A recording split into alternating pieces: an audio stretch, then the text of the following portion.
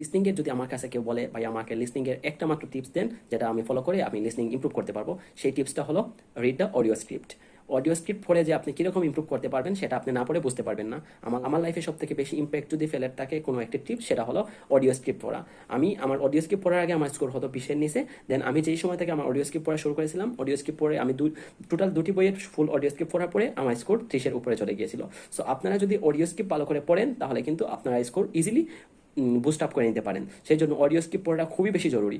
আপনারা যদি আর কিছু না জানেন, আইএলটিএস লিসনিংয়ে ইমপ্রুভ করার জন্য যদি একটাই টিপস জানেন, সেটা হলো যে আপনারা এক্সাম দিবেন, তারপরে আপনি অডিও স্ক্রিপ্টটা পড়বেন। সো অডিও স্ক্রিপ্টটা কীভাবে পড়বেন? মনে করেন আপনি এক্সাম দিয়েছেন ক্যামব্রিজ 17-এর টেস্ট 1 এক্সাম দিয়েছেন, দেন আপনার লিসনিং ফুল টেস্ট দেওয়ার পরে আপনার মনে করেন 25 হয়েছে অ্যান্ড 15 হয় নাই। সো এই 15টা কেন হয় নাই? সেই 15টা আপনি প্রথমে জাস্ট অডিও স্ক্রিপ্টে একটি রিডিং পড়বেন। দেন কি করবেন?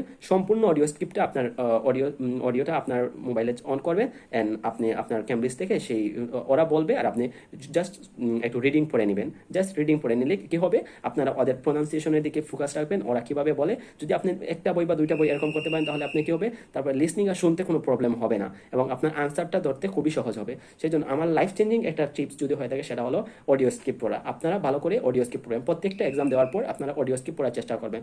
যে যত ভালো করে, যে যত বেশি অডিও স্ক্রিপ্ট পড়বে তার স্কোরটা তত বেশি ভালো হবে।